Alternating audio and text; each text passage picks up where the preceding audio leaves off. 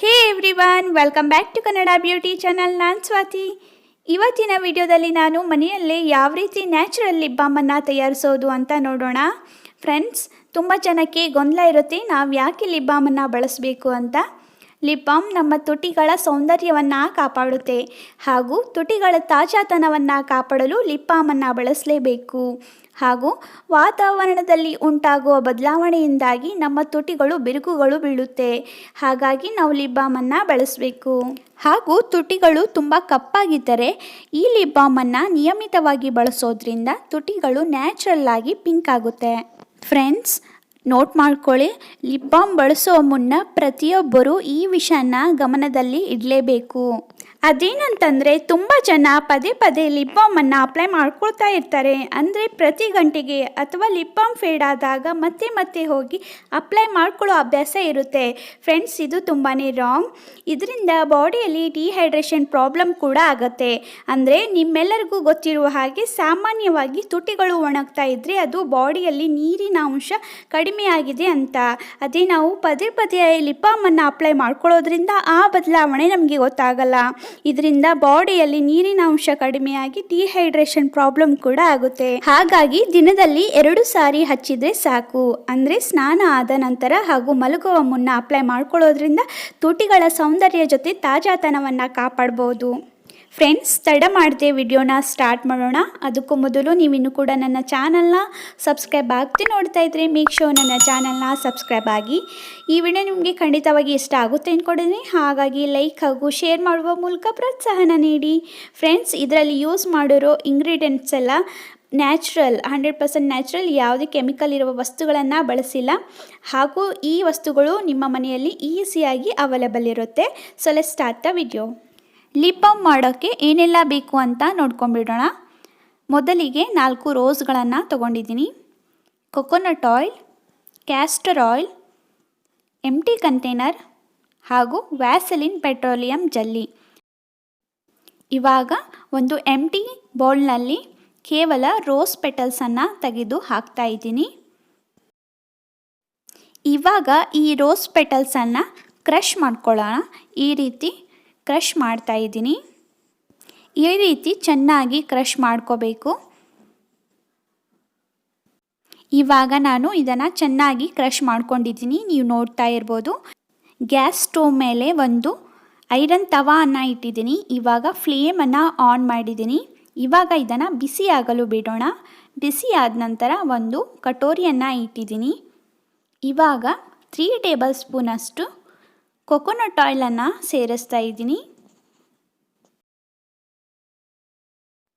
ಇವಾಗ ಈ ಆಯಿಲ್ನಲ್ಲಿ ಕ್ರಷ್ ಮಾಡಿರೋ ರೋಸ್ ಪೆಟಲ್ಸನ್ನು ಸೇರಿಸ್ತಾ ಇದ್ದೀನಿ. ಇವಾಗ ಅದನ್ನು ಚೆನ್ನಾಗಿ ಆಯಿಲ್ನಲ್ಲಿ ಡಿಪ್ ಮಾಡಿ ಮಿಕ್ಸ್ ಮಾಡಿ. ಫ್ರೆಂಡ್ಸ್, ಇವಾಗ ಇದು ಚೆನ್ನಾಗಿ ಸಾಫ್ಟ್ ಆಗುವವರೆಗೂ ಈ ಆಯಿಲನ್ನು ಬಿಸಿ ಮಾಡ್ಕೊಳ್ಳೋಣ. ಫ್ರೆಂಡ್ಸ್, ನೀವು ನೋಡ್ತಿರುವ ಹಾಗೆ ಕ್ರಷ್ ಮಾಡಿರೋಂಥ ರೋಸ್ ಪೆಟಲ್ ಸಾಫ್ಟ್ ಆಗಿದೆ. ಸೊ ನಿಮಗೆ ಗೊತ್ತಾಗಲಿಲ್ಲ ಅಂದರೆ ನೀವು 3 ರಿಂದ 4 ನಿಮಿಷ ಬಿಸಿ ಮಾಡಲು ಬಿಡಿ. ನಂತರ ಫ್ಲೇಮನ್ನು ಆಫ್ ಮಾಡಿ. ಸೊ ಇವಾಗ ರೆಡಿಯಾಗಿದೆ. ಇದನ್ನು ಫ್ಲೇಮನ್ನು ಆಫ್ ಮಾಡಿದ್ದೀನಿ. ಇದನ್ನು ಆರಲು ಬಿಡೋಣ. ಇವಾಗ ಇದು ಆರಿದೆ. ಇವಾಗ ಒಂದು ಕ್ಲೀನ್ ಬೌಲ್ನಲ್ಲಿ ಒಂದು ಕಾಟನ್ ಬಟ್ಟೆಯನ್ನು ತಗೊಂಡಿದ್ದೀನಿ. ಸೊ ಇವಾಗ ಆ ಪೇಸ್ಟನ್ನು ಅದರಲ್ಲಿ ಹಾಕಿ ಆಯಿಲನ್ನು ಚೆನ್ನಾಗಿ ಹಿಂಡ್ಕೊಳ್ಳೋಣ.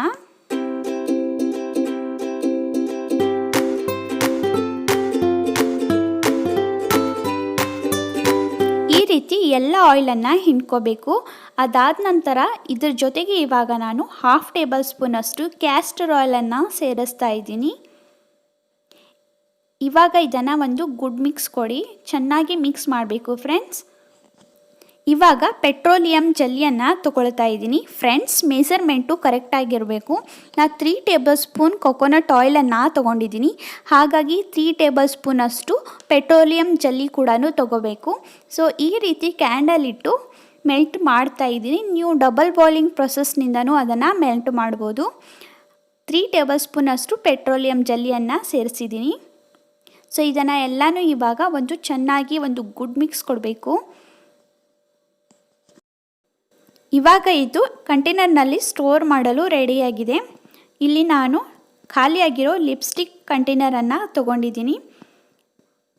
ಸೊ ನಿಮ್ಮ ಹತ್ರ ಯಾವುದಿರುತ್ತೆ ಅದನ್ನು ನೀವು ಯೂಸ್ ಮಾಡ್ಬೋದು.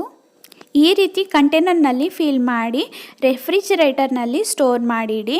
1/2 ಅವರ್ ನಂತರ ಬಿಟ್ಟು ನೋಡಿದರೆ ಅದು ಚೆನ್ನಾಗಿ ಸೆಟ್ ಆಗಿರುತ್ತೆ. ಫ್ರೆಂಡ್ಸ್, ಇವಾಗ 1/2 ಅವರ್ ಬಿಟ್ಟು ನೋಡೋಣ ಯಾವ ರೀತಿ ಸೆಟ್ ಆಗಿದೆ ಅಂತ. ಫ್ರೆಂಡ್ಸ್, ಈ 3 ಕಂಟೈನರ್ನಲ್ಲಿ ನಾನು ಸ್ಟೋರ್ ಮಾಡಿ ಇಟ್ಟಿದ್ದೆ. 1/2 ಅವರ್ ಆಗಿದೆ. ಇವಾಗ ನೋಡೋಣ. ನೋಡ್ತಾ ಇರ್ಬೋದು ಎಷ್ಟು ಚೆನ್ನಾಗಿ ಸೆಟ್ ಆಗಿದೆ ಅಂತ. ಸೊ ಇವಾಗ ಸ್ವಾಚ್ ಕೂಡ ತೋರಿಸ್ತೀನಿ. ಬ್ರೀಫಾಗಿ ಇದರ ಬೆನಿಫಿಟ್ಸ್ ಹೇಳೋದಾದರೆ, ಇದರಲ್ಲಿ ಯಾವುದೇ ಕೆಮಿಕಲನ್ನು ಬಳಸಿಲ್ಲ. 100% ನ್ಯಾಚುರಲ್ ವಸ್ತುಗಳನ್ನು ಬಳಸೋದ್ರಿಂದ ಇದು ಕಪ್ಪಾದ ತುಟಿಗಳನ್ನು ನ್ಯಾಚುರಲ್ಲಾಗಿ ಪಿಂಕ್ ಮಾಡುತ್ತೆ ಹಾಗೂ ಬಿರುಕು ಬಿಟ್ಟಿರುವ ತುಟಿಗಳನ್ನು ಬಹು ಬೇಗನೆ ಸಾಫ್ಟ್ ಮಾಡುತ್ತೆ. ಯಾವುದೇ ಖರ್ಚಿಲ್ಲದೆ ಎಲ್ಲರೂ ಕೂಡ ಈಸಿಯಾಗಿ ಮಾಡ್ಬೋದು. ಫ್ರೆಂಡ್ಸ್, ನೀವು ಕೂಡ ಟ್ರೈ ಮಾಡಿ ಹೇಗೆ ಬಂತು ಅಂತ ಕಮೆಂಟ್ ಬಾಕ್ಸ್ ಮೂಲಕ ತಿಳಿಸಿ.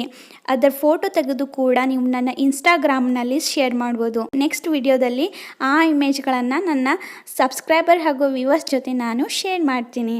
ಫ್ರೆಂಡ್ಸ್, ಈ ವಿಡಿಯೋ ನಿಮಗೆ ಇಷ್ಟ ಆಗಿದೆ ಅಂದ್ಕೊಂಡಿದ್ದೀನಿ. ಹಾಗಾಗಿ ಲೈಕ್ ಹಾಗೂ ಶೇರ್ ಮಾಡುವ ಮೂಲಕ ಪ್ರೋತ್ಸಾಹನ ನೀಡಿ. ಟಿಲ್ ನೆಕ್ಸ್ಟ್ ವಿಡಿಯೋ, ಬಾಯ್.